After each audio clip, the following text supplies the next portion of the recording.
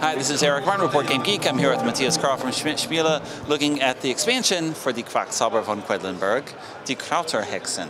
That's it. Yes. The herb witches. The herb witches. Yep. Okay. The expansion is the main aspect is that you now can play this game with up to 5 players because you get another cauldron. But next to that, we also have some exciting new spell books, so to say, that are kind of known already because they use the materials that are already in the game, but now offer different options here. But also what you now have here is one new ingredient. It's the Narrenkraut, it's the fool's herb, I guess.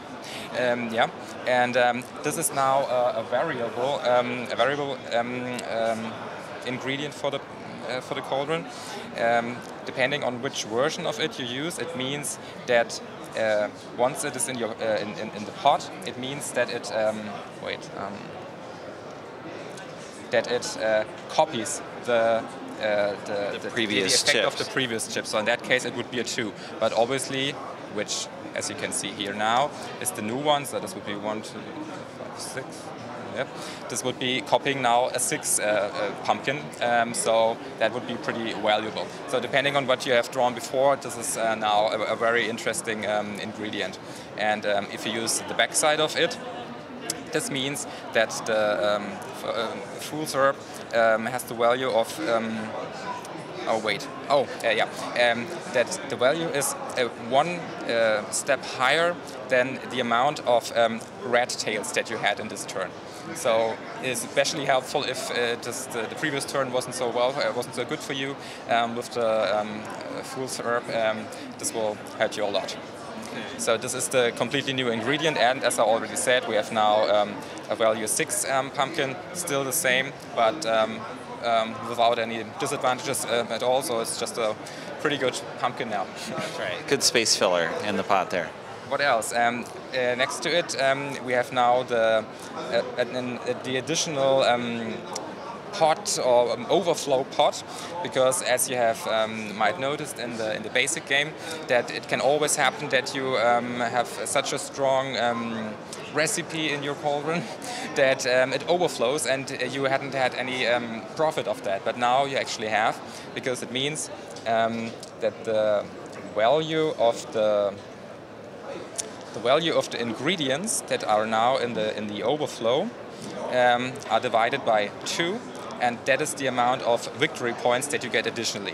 So it stops here. So you can buy for buy for 33, get those 14 victory points because you have managed to get on the 35. I'm sorry, 15 victory points, and you can buy for 35 gold.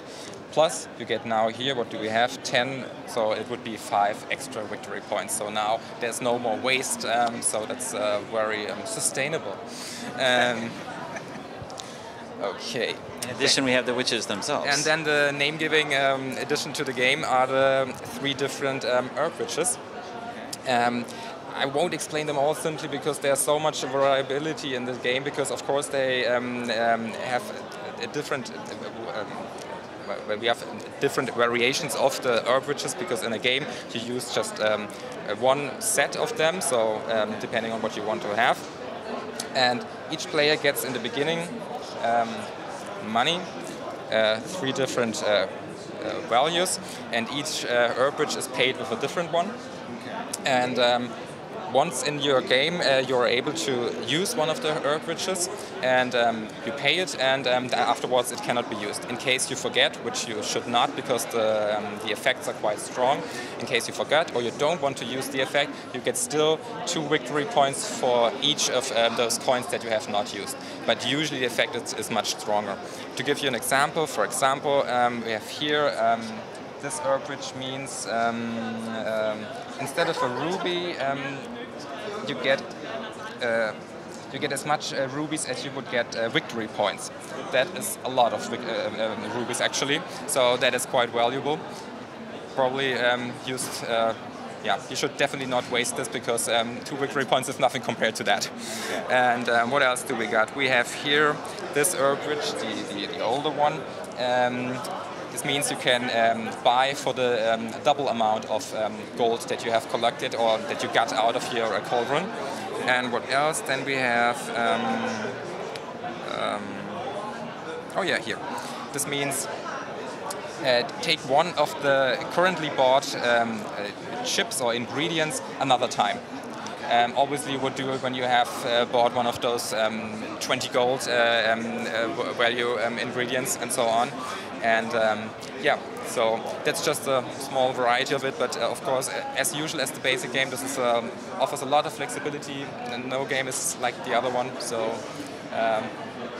this is Herb Witches. Okay.